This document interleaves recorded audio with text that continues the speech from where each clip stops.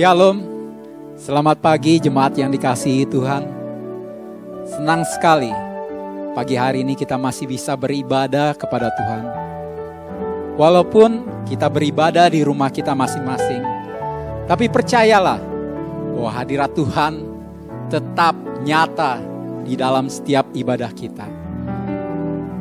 Mari saya mengajak untuk setiap kita boleh kasih senyum kepada kiri kanan saudara yang ada di rumah. Haleluya. Katakan bersukacitalah. Yes. Amin. Biarlah kita mau tetap bersukacita hari-hari ini. Karena apa? Karena ada ayat firman Tuhan mengatakan di dalam Roma 8 ayat 28 bahwa Allah turut bekerja dalam segala sesuatu untuk mendatangkan kebaikan bagi kita yang mengasihi Dia, yaitu bagi saudara dan bagi saya. Mari, saya undang untuk setiap kita dapat bangkit berdiri. Kita angkat satu pujian. Kita mau bersukacita di dalam Tuhan. Hari ini kita bersukacita. Haleluya.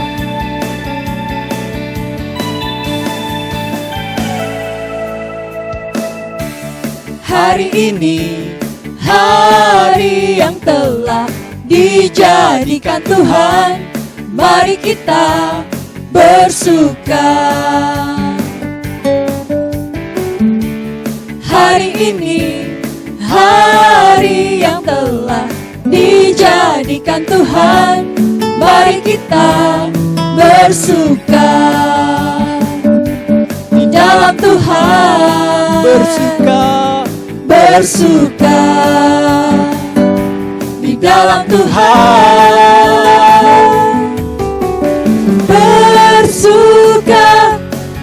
bersuka dalam Tuhan, mari bersukacitalah, bersuka dalam Tuhan, sekarang bersukacitalah. Boleh semua kita bertepuk tangan. Haleluya. Hari ini hari yang telah dijadikan Tuhan, mari kita bersuka. Hari ini hari yang telah dijadikan Tuhan, mari kita bersuka. Di dalam Tuhan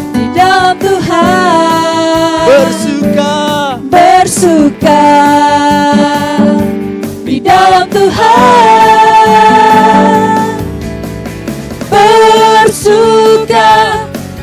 bersuka dalam Tuhan, mari bersukacitalah,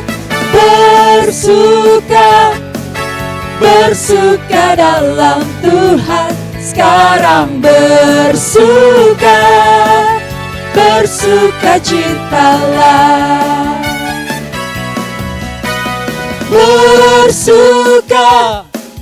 Bersuka dalam Tuhan, mari bersukacitalah,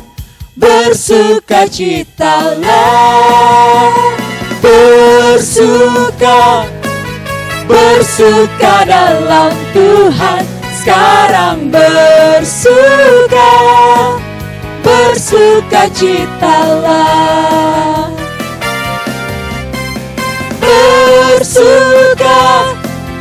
Bersuka dalam Tuhan, mari bersukacitalah, bersuka dalam Tuhan, sekarang bersukacitalah, sekarang bersukacitalah, sekarang bersukacitalah. Haleluya, berikan tepuk tangan bagi Tuhan. Mari kita berdoa. Tuhan Allah Bapa, Allah yang luar biasa, begitu baik buat hidup kami. Kami mau senantiasa bersuka, karena di dalam-Mu senantiasa ada pengharapan. Di dalam-Mu Tuhan ada kekuatan yang baru. Betapa kami bersyukur punya Allah yang luar biasa seperti Engkau Yesus. Ketika pagi hari ini kami masih boleh memuji-muji-Mu Tuhan. Kami masih boleh beribadah kepada-Mu Tuhan. Itu adalah suatu nikmat, suatu anugerah yang luar biasa Engkau beri buat kami Tuhan. Karena ketika kami memuji, kami mendapatkan suatu kekuatan baru Tuhan. Haleluya, haleluya Yesus. Berkati ibadah kami Tuhan. Kau Allah yang hadir di setiap rumah-rumah kami Tuhan. Kuasa-Mu tak terbatas Tuhan. Terima kasih ya Bapa. Hanya di dalam satu nama, Tuhan Yesus Kristus, kami mau lebih lagi memuji-Mu. Kami mau lebih lagi menyembah-Mu Tuhan. Masuk ke hadapan tahta kudus-Mu. Haleluya Yesus. Amin.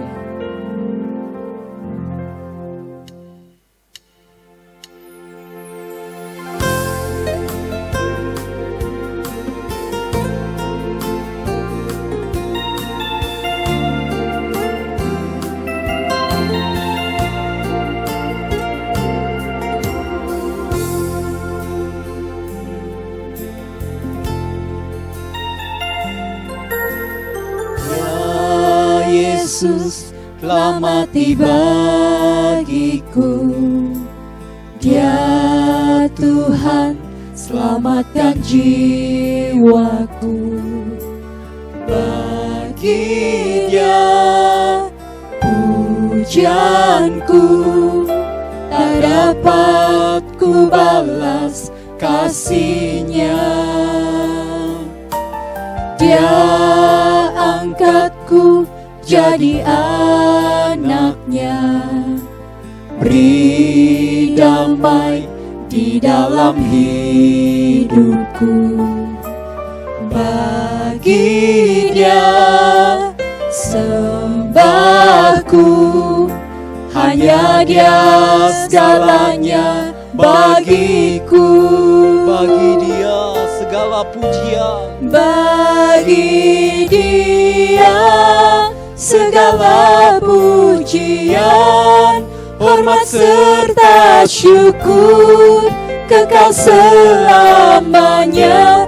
Bagi Dia segala pujian, hormat serta syukur, selama-lamanya. Ya Yesus, Dia Yesus telah mati bagiku. Dia Tuhan selamatkan jiwaku.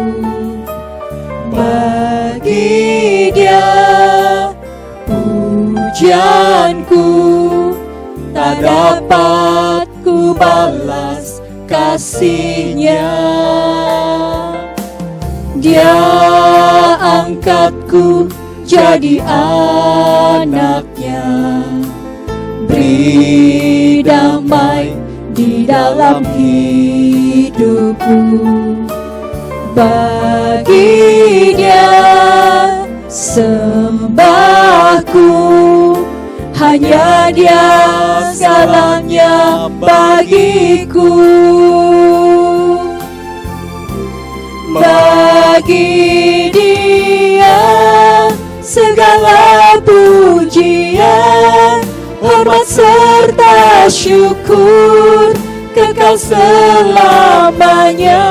Bagi Dia segala pujian, hormat serta syukur, selama-lamanya. Angkat tanganmu, katakan bagi Dia. Bagi Dia segala pujian, hormat serta syukur kekal selamanya.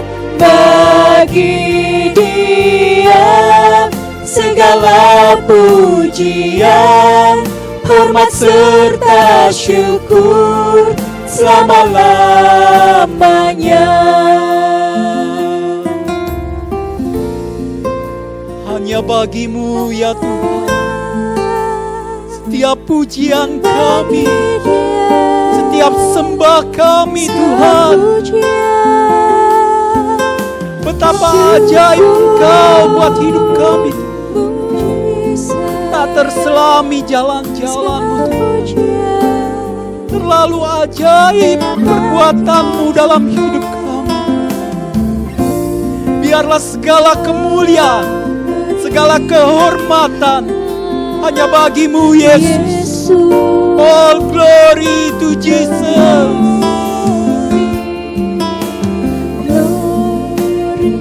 Haleluya Yesus.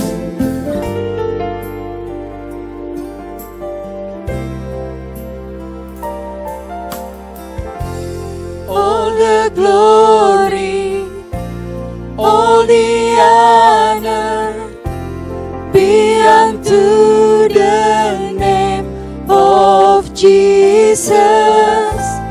All the glory, all the honor be unto the name of God. all the glory.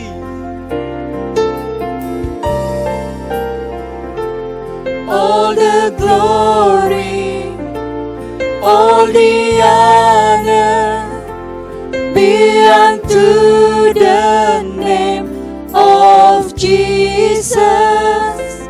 All the glory, all the honor be unto the name of God. Unto the Lord all the praises I sing, all the glory I give, for as long as I live. Unto the Lord all the praises I sing, all the glory I give forevermore. Unto the Lord all the praises I sing, all the glory I give, for as long as I live. Unto the Lord all the praises I sing, all the glory I give forevermore.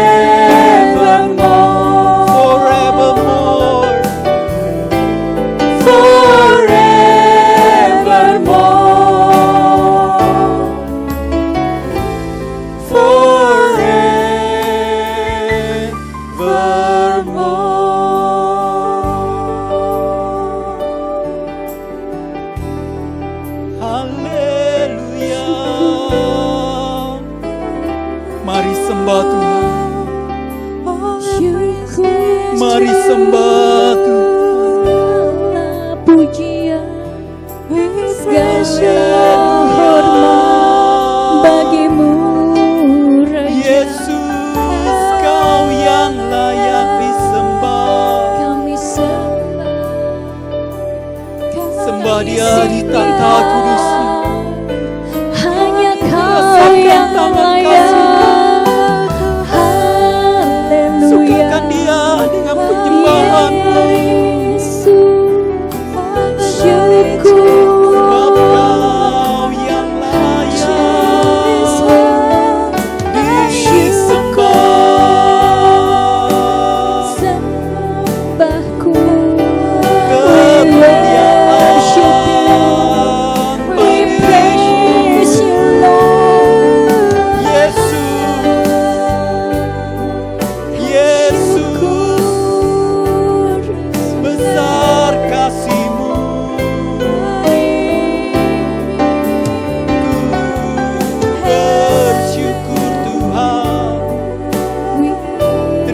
kasih Yesus. We worship. Haleluya. Haleluya. Haleluya. Haleluya. Terima kasih Tuhan.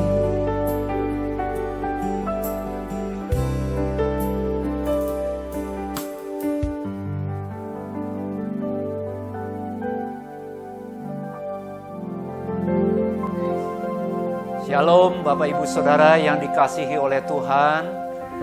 Kiranya damai sejahtera senantiasa menguasai hati pikiran kita semuanya. Mari sebelum kita mendengarkan firman Tuhan, kita satukan hati kita berdoa.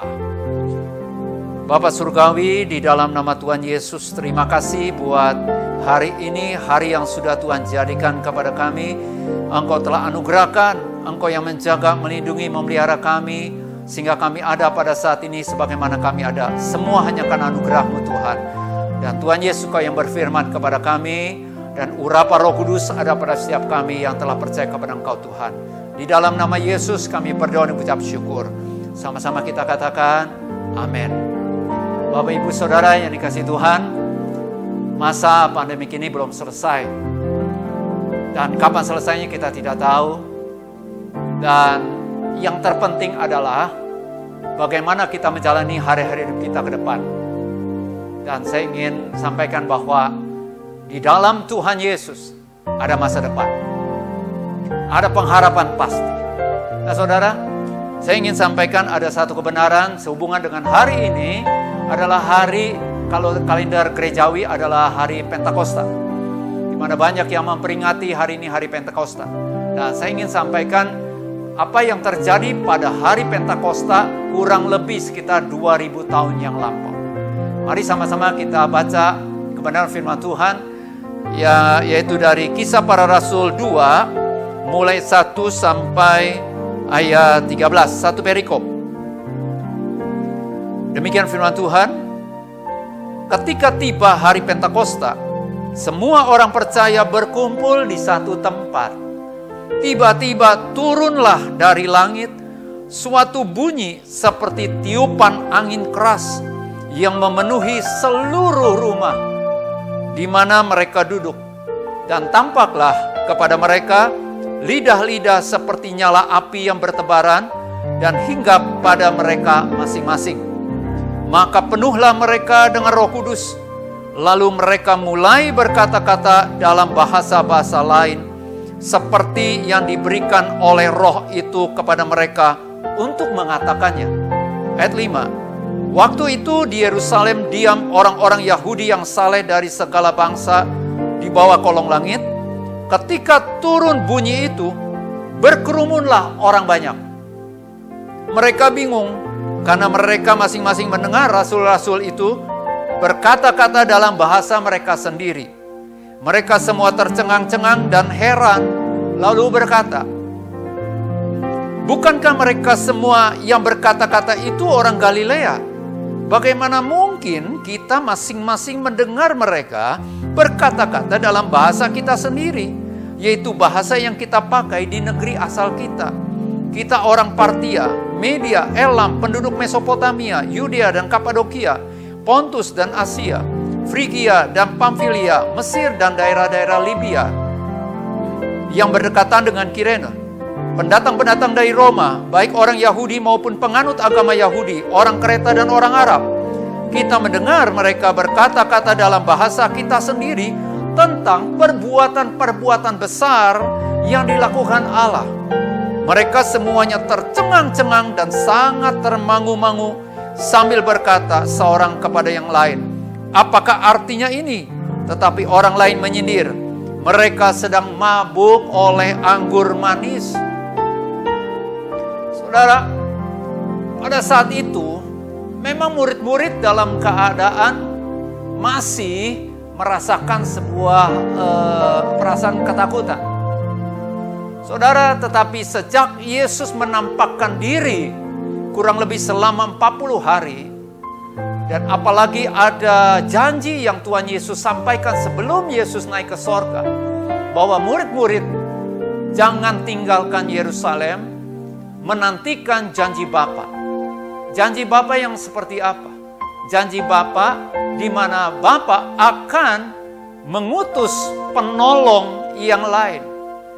Penolong setelah Yesus naik ke sorga. Karena Allah Bapa tidak mau meninggalkan murid-muridnya. Murid-murid Yesus itu istilahnya sebagai yatim piatu. Nah saudara, Alkitab mencatat tepat tiba pada hari Pentakosta, mereka mengalami jumpa pribadi dengan penolong yang Allah Bapa janjikan itu. Nah saudara, sekilas pengetahuan saja bahwa Pentakosta pada zaman saat itu atau sebelumnya atau zaman perjanjian lama, itu hari Pentakosta namanya Pentakosta berasal dari kata Pentekoste. Saudara, itu artinya hari ke-50. Dan saat itu orang-orang Yahudi memperingati hari Pentakosta itu sebagai salah satu dari 3 hari besar atau perayaan besar dalam 1 tahun, sebagai perayaan memperingati keluarnya bangsa Israel dari tanah Mesir saat itu. Tapi yang kedua adalah hari Pentakosta itu adalah hari raya panen gandum.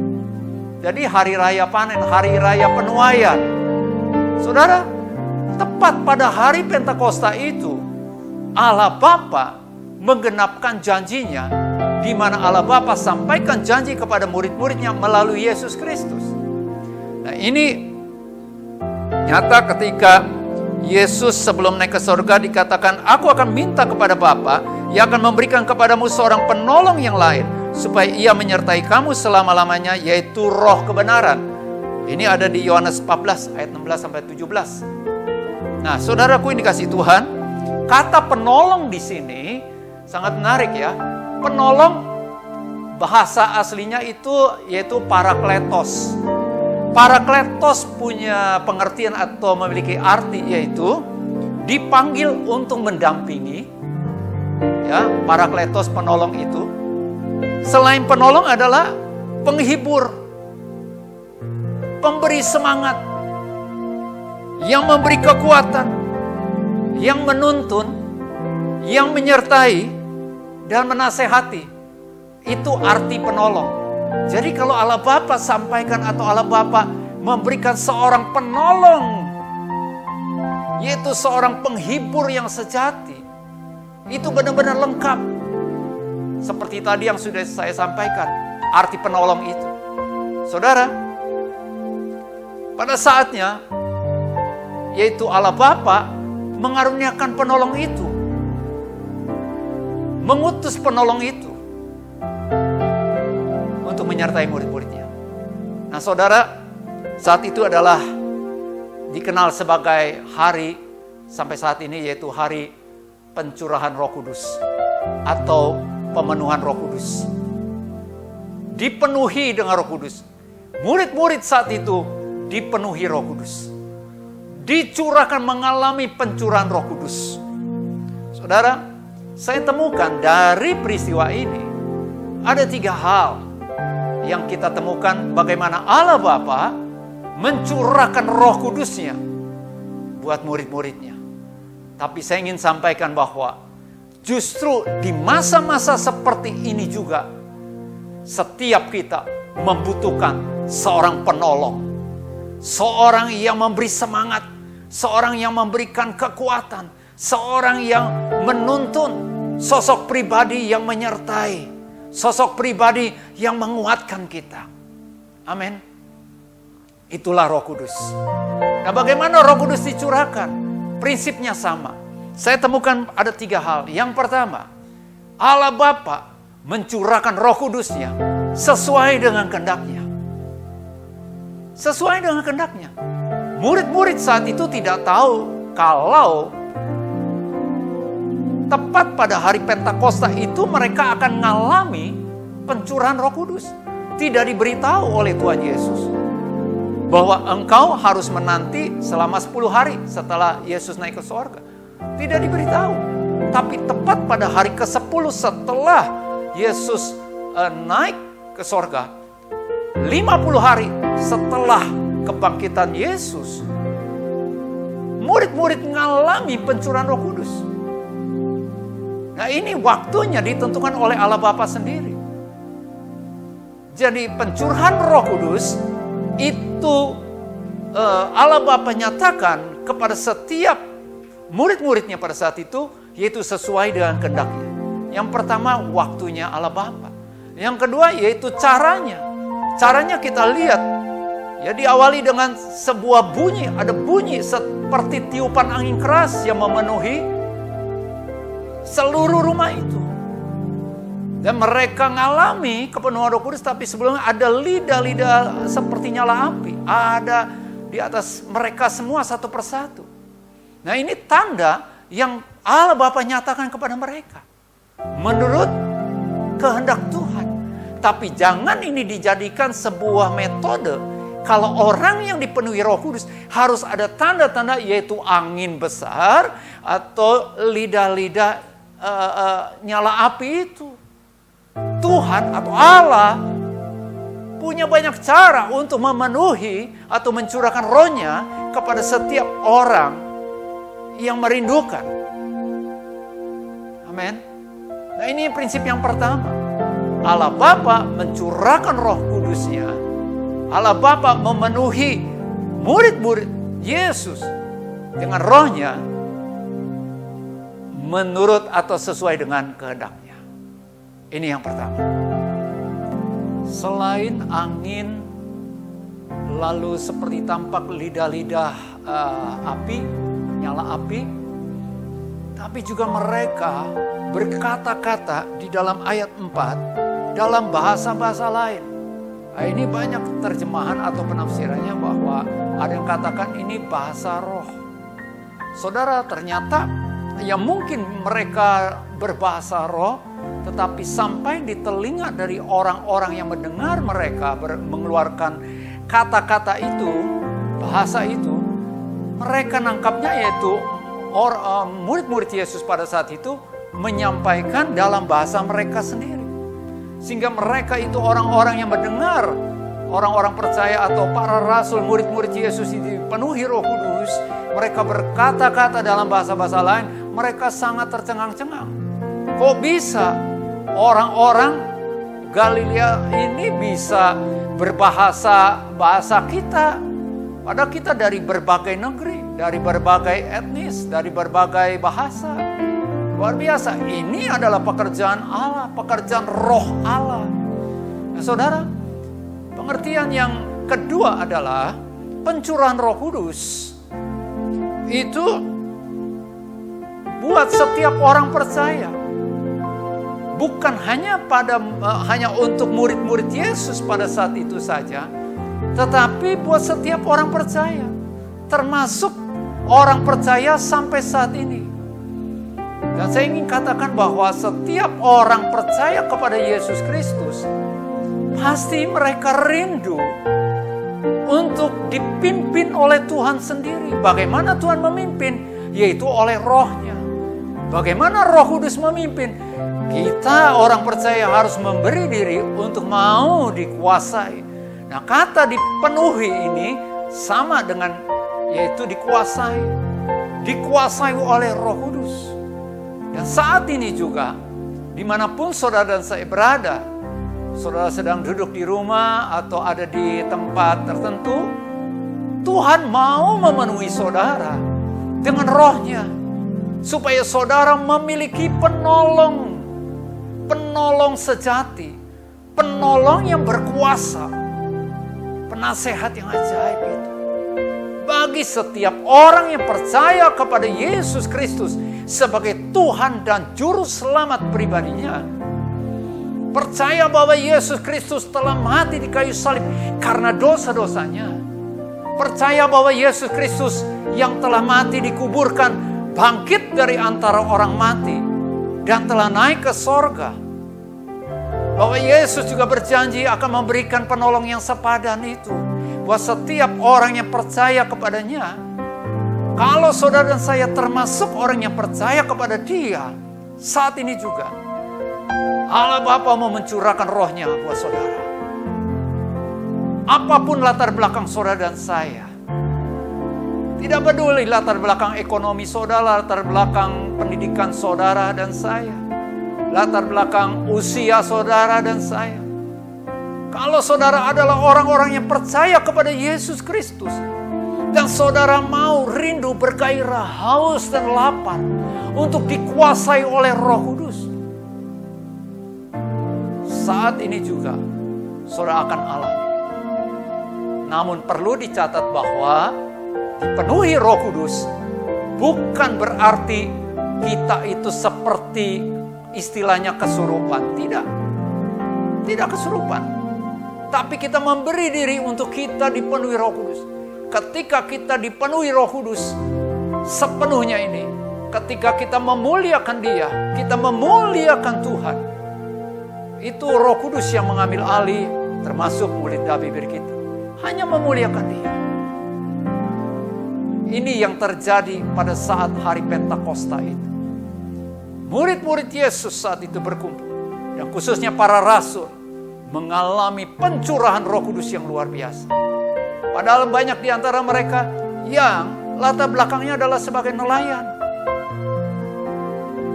Tapi kembali lagi, pencurahan Roh Kudus buat setiap orang yang percaya kepada Yesus Kristus. Dan Roh Kudus itu siap untuk menguasai, memimpin seluruh kehidupan saudara dan saya. Dalam segala keadaan, saudara dan saya tetap kuat. Kenapa? Karena ada Roh Kudus. Saudara tetap antusias dalam menjalani hari-hari hidup kita masing-masing. Karena apa? Karena Roh Kudus. Kita bisa menghibur orang lain. Kenapa? Karena ada Roh Kudus.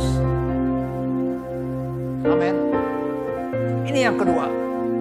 Kalau yang pertama, pencurahan Roh Kudus itu adalah sesuai dengan kehendak Allah Bapa. Baik waktunya, caranya, dan tanda-tandanya. Terserah Allah Bapa. Tapi yang kedua, pengertian kedua atau kebenaran dari peristiwa ini adalah pencurahan Roh Kudus itu buat setiap orang yang percaya kepada Yesus Kristus. Tentunya percaya sungguh-sungguh. Bukan sekedar tahu, tapi percaya. Percaya itu punya dua pengertian, yaitu mempercayai dan mempercayakan. Mempercayai Yesus Kristus sebagai juru selamat dan mempercayakan hidup kita sepenuhnya kepada Dia. Dan kita minta Roh Kudus yang menguasai kita. Ya, saudara, yang ketiga adalah pencurahan Roh Kudus itu bertujuan. Ada tujuannya. Kenapa murid-murid saat itu dicurahkan Roh Kudus? Dan pencurahan Roh Kudus itu terus berlangsung sampai saat ini, sampai waktunya Tuhan. Saudara, ternyata kalau kita perhatikan kisahnya di peristiwa di Pentakosta itu, para rasul setelah mereka mengalami pencurahan Roh Kudus, mereka langsung memberitakan perbuatan-perbuatan besar dari Allah.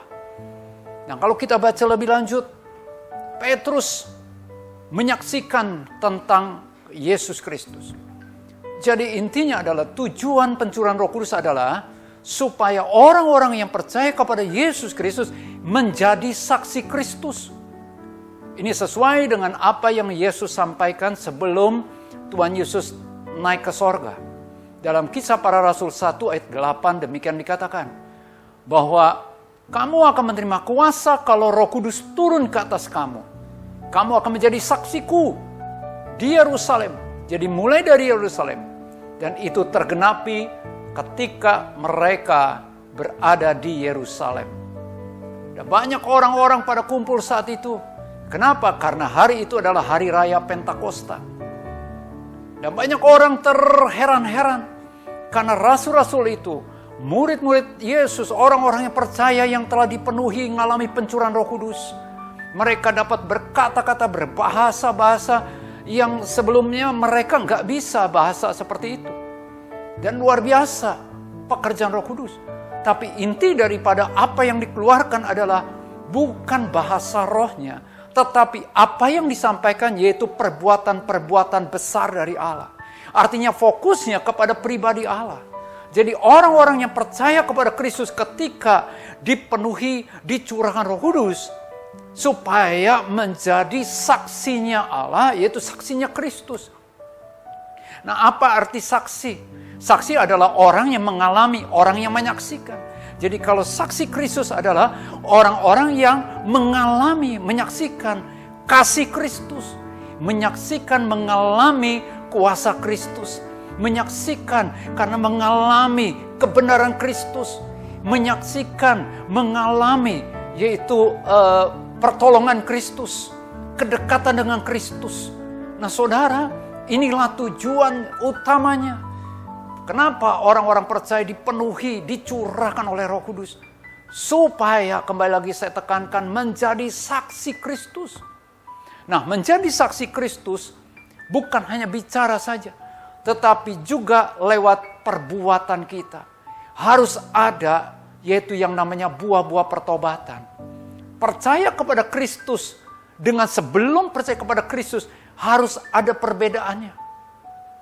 Kalau di dalam surat Rasul Paulus dikatakan kalau dulu mencuri, tapi sejak percaya dan terima Yesus, mengenal Kristus, tidak lagi mencuri.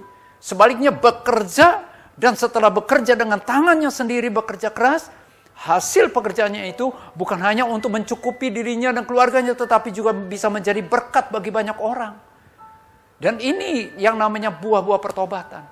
Dan kalau kita perhatikan selanjutnya, setelah orang-orang percaya dipenuhi dengan Roh Kudus, mereka menyaksikan tentang pribadi Kristus Yesus, bahwa hanya Yesus Kristus satu-satunya juru selamat dan Tuhan.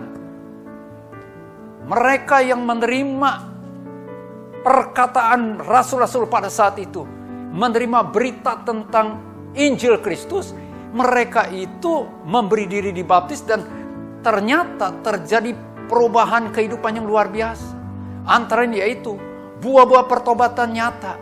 Mereka tidak lagi memperhatikan kepentingan diri sendiri, tetapi mereka mulai berbagi kepada orang-orang yang berkekurangan. Bukankah saat-saat ini, inilah saatnya, waktunya tepat, di mana orang-orang yang percaya kepada Kristus, ya mungkin namanya orang Kristus, harus menyatakan buah-buah pertobatannya, menjadi saksi Kristus lewat perbuatannya. Bukan supaya kita diselamatkan, kita berbuat baik kepada sesama kita, menolong orang, memberikan sembako, menjawab kebutuhan orang-orang yang kekurang pada saat ini. Tidak, tetapi karena kita sudah mengalami kasih Kristus, mengalami berkat Kristus, mengalami pertolongan Kristus yang luar biasa. Oleh dorongan Roh Kudus, kita memberkati orang lain juga. Saudara, kita sama-sama tahu kita akan segera masuk, atau mungkin saat ini sudah masuk, yang namanya era new normal. Hidup normal tapi new. Normal yang baru. Apanya yang baru? Nah, saudara, yang baru antaranya yaitu kebersihan. Ada istilah saya, new culture. Budaya baru. Ya, kemana-mana kita harus membudayakan diri untuk bercuci tangan, sering cuci tangan, dan juga pakai masker. Selain itu juga social distancing. Nah, saudara, ini budaya baru. Dan ini akan berlangsung sampai kapan? Seterusnya. Nah, saudara, ini jadi gaya hidup kita. Bukan karena kita takut tertular corona, tetapi kita juga jaga jangan sampai karena kita orang lain tertular. Ini konsep berpikirnya mengalami perubahan. Ketika kita mentaati apa yang telah ditetapkan oleh pemerintah, berarti kita telah menjadi saksi Kristus. Karena salah satu ciri saksi Kristus adalah taat. Taat kepada pemerintah yang di atasnya. Itu firman Tuhan. Nah, saudara, berikutnya, apa new normalnya? Ada yang namanya budaya bisnis nantinya. Banyak bisnis-bisnis online sekarang. Bahkan perkantoran juga nggak lagi banyak di kantor, tetapi mulai bisa kerja di rumah. Dan saya dapat itu artikel atau sebuah klip. Nanti kemungkinan ke depannya banyak perusahaan-perusahaan yang hanya meng-hire atau menerima karyawan-karyawati yang bisa bekerja di rumah. Nggak perlu sewa kantor khusus seperti itu. Wah, luar biasa, ada terjadi perubahan, new normal, new business, ya sistemnya juga diperbaharui semuanya. Dan sebagainya juga termasuk mungkin ibadah kita. Kalau rencana akan dibuka segera tempat-tempat ibadah, tapi nggak bisa menampung seperti sebelum terjadinya pandemi COVID. Yang tadi mungkin dari kapasitas 500 hanya bisa kapasitas 200 atau 250 orang. Ini kan namanya new system. Dalam peribadatan juga terjadi perubahan pembaruan. Saudara, tetapi dengan adanya new normal bukan berarti kita menjadi orang-orang yang egois. Tetap kita harus menyatakan buah-buah pertobatan kita. Dan itu sebabnya ketika orang-orang yang percaya kepada Kristus pada saat hari Pentakosta, setelah itu dicatat bahwa orang-orang itu menjadi disukai oleh banyak orang. Artinya oleh orang-orang yang tidak hadir pada saat pencurahan Roh Kudus itu. Mereka, orang-orang yang dicurahkan oleh Roh Kudus itu menjadi daya tarik. Kenapa? Saya sangat yakin karena ada perubahan kehidupan, perubahan buah-buah pertobatannya nyata. Tutur katanya, ya kemurahan hatinya, kebaikan hatinya, itu nyata. Nah ini yang pertama, untuk menjadi saksi Kristus. Yang kedua untuk menjadi saksi Kristus, selain lewat buah pertobatan, itu yang namanya juga buah roh, karakter menjadi nyata dalam kehidupan saksi Kristus. Yang kedua adalah lewat karunia-karunia. Roh Kudus akan pakai orang-orang percaya untuk menjadi berkat banyak orang lewat apa? Mendoakan orang sakit. Dan orang sakit itu bisa sembuh. Kenapa? Karena karya Roh Kudus. Bukan semata-mata orang percaya itu yang menyembuhkan. Tetapi Roh Kuduslah yang menyembuhkan orang itu. Dan banyak hal lain lagi. Ada banyak macam-macam karunia Roh Kudus. Saudara, mari sama-sama. Inilah waktunya. Kita sangat memerlukan, bahkan saya boleh katakan, sangat bergantung kepada pribadi Allah. Dalam hidup kita setiap hari, hari-hari ini, bahkan hari-hari ke depan. Supaya kita tetap kuat. Supaya kita dapat menguatkan orang lain. Supaya kita dapat menjadi berkat bagi banyak orang. Saudara, kita sangat memerlukan bergantung kepada pribadi Allah. Bagaimana pribadi Allah dinyatakan? Yaitu lewat roh Allah. Roh Kudus itulah. Dan saat ini Roh Kudus mau masuk dan tinggal di dalam diri saudara. Roh Kudus adalah roh yang maha etika. Ketika saudara dan saya mau membuka hati, minta Roh Kudus masuk dalam hati kita. Masuk dalam pribadi kita, memberi diri kita untuk dikuasai, dipimpin, dituntun oleh Roh Kudus. Roh Kudus akan masuk dan tinggal di dalam diri kita. Mari Bapak Ibu Saudaraku ini kasih Tuhan Yesus. Inilah waktunya yang tepat. Beri diri saudara dan saya untuk dipimpin oleh Roh Kudus. Namun sebelum memberi diri dipimpin Roh Kudus, sangat penting untuk kita mau dulu mempercayai Yesus Kristus sebagai satu-satunya Tuhan dan Juru Selamat kita. Dia yang telah mati di kayu salib karena dosa-dosa kita. Dia yang telah dikuburkan namun dia telah bangkit dari antara orang mati. Dia telah naik ke sorga dan dia telah mengutus Roh Kudus buat saudara dan saya. Ada firman juga yang menyatakan ketika kita lemah justru Roh Kudus akan memberi kita kekuatan. Roh Kudus akan membantu kita di dalam kelemahan-kelemahan kita.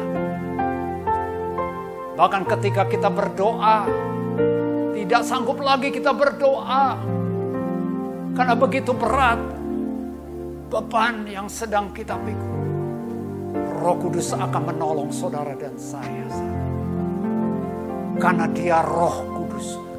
Dia pribadi Allah sendiri. Dia maha tahu. Dia tahu apa yang sedang kau dan aku pikirkan saat ini. Dia tahu apa yang sedang saudara dan saya alami saat ini. Dan dia tahu juga apa yang saudara dan saya perlukan. Kekuatan, hikmat, akal budi, semangat baru. Dan itu siap Tuhan berikan, Allah berikan melalui rohnya. Roh Kudus ada di dekat saudara dan saya. Dia mau masuk di dalam pribadi saudara dan saya. Dan bagi saudara yang sudah percaya kepada Yesus dan sudah percaya bahwa Roh Kudus ada di dalam dirinya, saudara tinggal mengucap syukur dan menyembah Tuhan. Saudara boleh taruh tangan saudara di dada saudara masing-masing. Saya mau berdoa buat saudara semuanya. Apapun keadaan saudara, siapapun saudara, dimanapun saudara berada, Roh Kudus mau menolong, mau menguatkan. Dia penolong, Parakletos. Dia pendamping yang setia. Dia mau menuntun saudara dan saya dalam hari-hari ke depan. Kita naikkan pujian ini.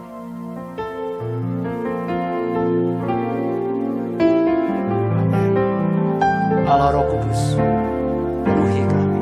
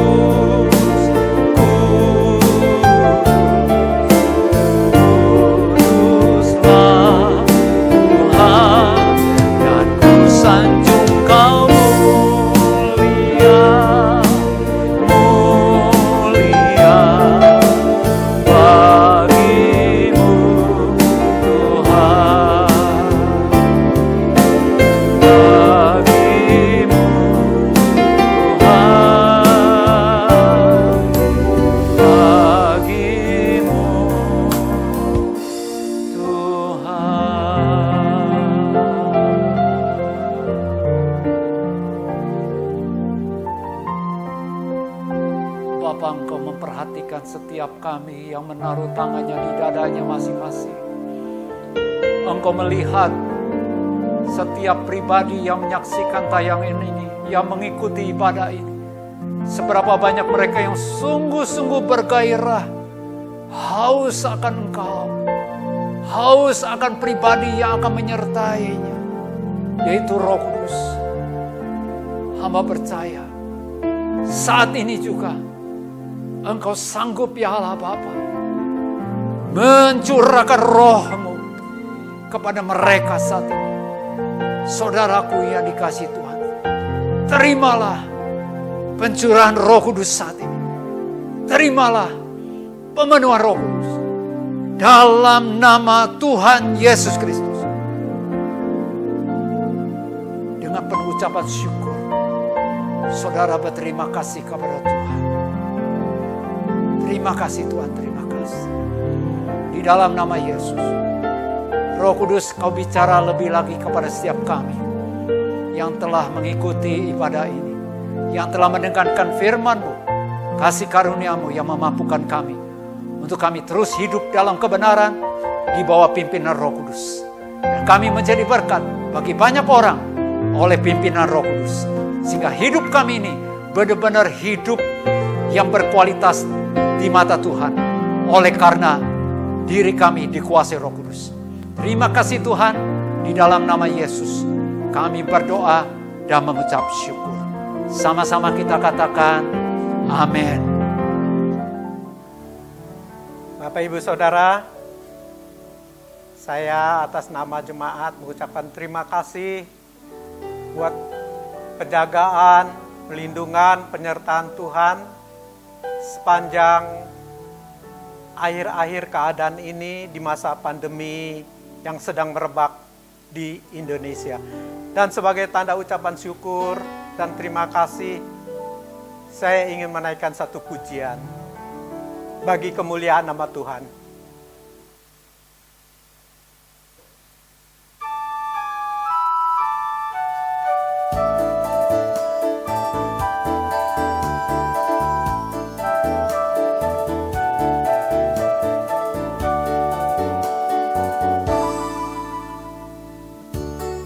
Bila matahari terbenam di ufuk barat,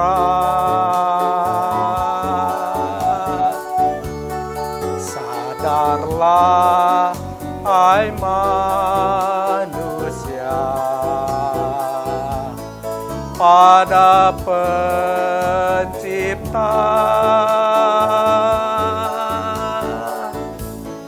Hidup ini ada batasnya, tak selamanya.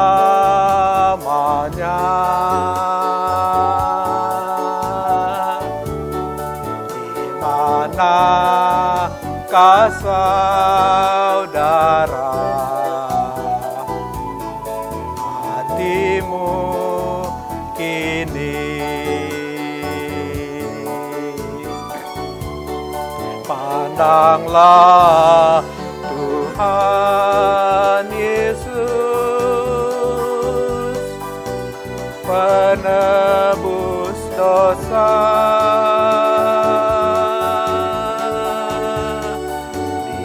Dia setia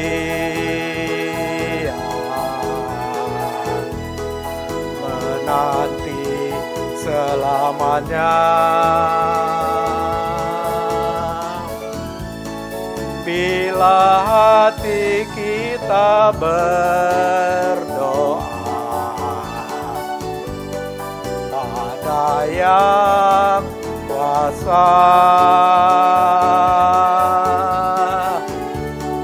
sadarlah hai manusia,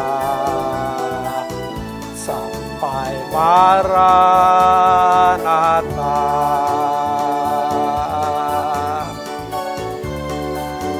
Pandanglah Tuhan Yesus, penebus dosa.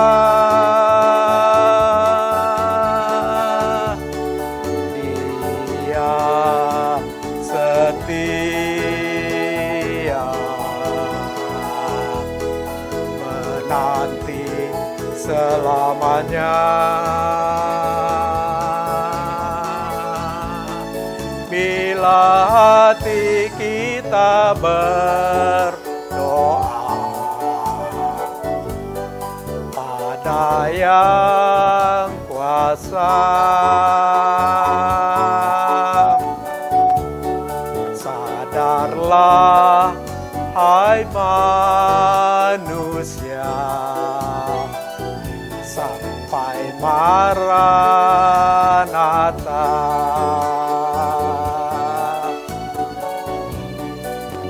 Sadarlah hai manusia, sampai Maranatha.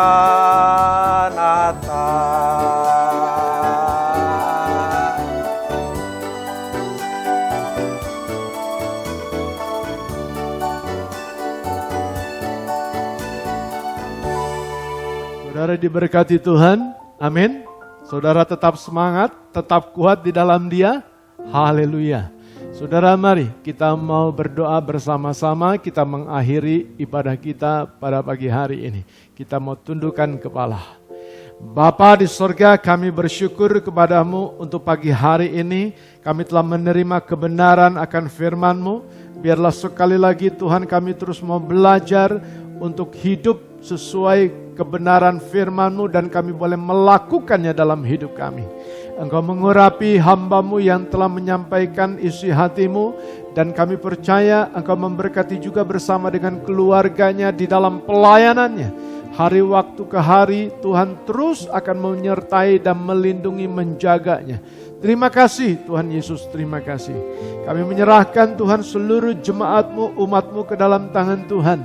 Biarlah terus kami akan melihat bagaimana kebaikan Tuhan, penyertaan Tuhan dari waktu ke waktu, dari hari ke hari, dari minggu ke minggu, bahkan dari bulan ke bulan. Kami akan melihat bagaimana tangan Tuhan yang akan menuntun umat-Mu untuk melihat bagaimana kemenangan telah Engkau sediakan bagi setiap kami. Terima kasih Bapa, terima kasih. Saudara-saudara terkasih di dalam Tuhan, marilah kita mau membuka hati kita. Kita mau membuka kedua tangan kita dan kita mau menerima berkat Tuhan. Tuhan memberkatimu dan Tuhan melindungimu. Dan Tuhan menyinari wajahnya kepadamu dan memberi engkau kasih karunia. Tuhan memberkatimu dengan menghadapkan wajahnya kepadamu dan memberi engkau damai sejahtera. Dan kasih karunia dan damai sejahtera dari Allah Bapa kita dan dari Tuhan kita Yesus Kristus menyertai di dalam kuasa Roh Kudus yang akan terus membimbing kita, yang akan menyertai saudara, yang melindungi saudara saat ini sampai selama-lamanya. Tuhan Yesus memberkati. Kita yang percaya sama-sama berkata, amin. Tuhan memberkati.